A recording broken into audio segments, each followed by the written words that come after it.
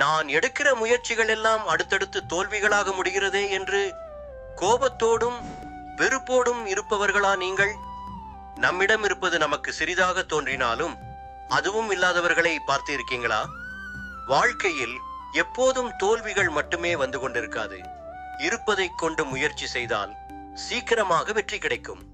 நாம் தான் நினைத்து கொண்டிருப்போம், இந்த உலகத்திலே கஷ்டப்படுவது நாம மட்டும்தான் இருக்கும், வேற எல்லோரும் சந்தோஷமாக இருக்கிறார்கள், அவர்களுக்கெல்லாம் எந்த பிரச்சனையும் இல்லை என்று நினைத்துக் கொண்டிருப்போம். ஆனால் அவர்கள் நம்மை விட பெரிய அளவில் பிரச்சனையில் துவண்டு கொண்டிருப்பார்கள். அது நமக்கு தெரிவதே இல்லை. அதற்கு எடுத்துக்காட்டாக நான் கேட்டு அறிந்த ஒரு கதையை உங்களோடு பகிர்ந்து கொள்கிறேன். ஒரு விறகு வெட்டி ஒருவர் ஒரு ஊரில் இருந்து வந்திருக்கிறார். அவர் அன்றைய பொழுது வெட்டும் விறகுகளை விற்றால்தான் அவருடைய வீட்டில் சாப்பாடு. தான் விற்கும் பணத்தில் அன்றைய சாப்பாடு மட்டும்தான் உண்ண முடிகிறது, மீதம் எதுவும் செய்ய முடியவில்லை. அந்த வேதனையில் இருக்கிறார். அப்போது அவருடைய காலில் நலிந்து நொந்து போயிருந்த செருப்பும் அவருக்கு டாட்டா காட்டிவிட்டு பீந்து போகிறது. அவரும் அதை எப்படியாவது சரி செய்து போட்டுவிடலாம் என்று முயற்சி செய்கிறார். ஆனால் அங்கே அது எடுபடவில்லை. அங்கு தைப்பதற்கு கூட எந்த இடமும் இல்லை. அந்த அளவிற்கு அங்கே முள்குத்தி எல்லாமே பிஞ்சு போயிருக்கிறது. இதற்கு மேலும் இதை பயன்படுத்த முடியாது என்று அந்த விறகு வெட்டி அதை தூக்கி எறிந்து விடுகிறார். பிறகு வழக்கம் போல அவர் விறகு வெட்ட செல்கிறார். ஆனால் காலில் செருப்பு இல்லாததால் காலை முட்கள் பதம் பார்க்கிறது. அவரும் வேறு வழியில்லாமல் வெறுங்காலோடு அன்றைய பொழுதை விறகு வெட்டி சமாளித்து விடுகிறார்.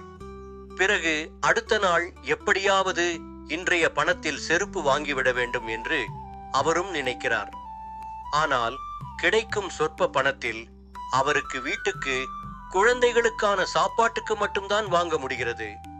இப்படியே அடுத்த நாள் என்று மாத கணக்கை தாண்டி விடுகிறது. அந்த விறகு வெட்டியின் காலில் முட்கள் படாத இடமே இல்லை என்று சொல்லும் அளவிற்கு இருக்கிறது. அப்போது அவருக்கு கடவுள் மீது கோபம் வருகிறது. நான் உன்னிடம் என்ன கேட்டேன்? எனக்கு பெரிய ஆடம்பரமாக எதுவும் தேவையில்லை. இப்போது இருக்கிற லெவலுக்கு ஒரு செருப்பு வாங்குற அளவுக்கு எனக்கு கொஞ்சம் வருமானத்தை கொடு. அப்படி என்றால் தான் என்னால் அடுத்த நாள் வேலையை பார்க்க முடியும். நான் ஒரு நாள் வேலைக்கு போகவிட்டாலும் என் குழந்தைகள் சாப்பாட்டுக்கு கஷ்டப்பட வேண்டும் என்றுதானே நான் உன்னிடம் கேட்டேன் என்று அந்த நபர் கோபத்தில் புலம்பிக் கொண்டிருக்கிறார். கோவிலுக்கு வந்த பிறகு அவருக்கு அதிர்ச்சி கிடைக்கிறது. அப்போது அங்கே ஒரு நபர் 2 கால்களும் இல்லாமல் கோவில் வாசலில் பிச்சை எடுத்துக் கொண்டிருக்கிறார். அப்போதுதான் அவருடைய மனதில் தோன்றியிருக்கிறது, நமக்கு காலில் செருப்பு இல்லை என்று இங்கே கடவுளிடம் சண்டை போட வந்திருக்கிறோம். ஆனால் இங்கே இருக்கும் நபருக்கு 2 கால்களுமே இல்லையே. யோசித்து இருக்கிறார். அதற்கு பிறகுதான் இவருக்கு புரிந்திருக்கிறது, நம்மிடம் இருக்கும் பொருள் நமக்கு சிறியதாக இருந்தாலும் வேறு ஒருவருக்கு அதுவே பெரியதாக இருக்கிறது என்பது. இந்த நிலையில் அடுத்த நாள் மீண்டும் அந்த விறகு வெட்டி வழக்கம் போல வேலைக்கு செல்கிறார். ஆனால் இப்போது அவருடைய கால்களில் குத்தும் முள்கள் அவருக்கு வலிக்கவே இல்லை. எப்படியும் சில நாட்களில் நான் இந்த கஷ்டத்தில் இருந்து மீண்டு வருவேன், அதற்கான முயற்சியில் வலியோடு இருந்தாலும் சரி தீவிரமாக முயற்சி செய்வேன் என்று அவர் தன்னுடைய வேலையை பார்த்து கொண்டே இருந்தாராம். அது நான் சமீபத்தில் படித்த கதையாக இருக்கிறது.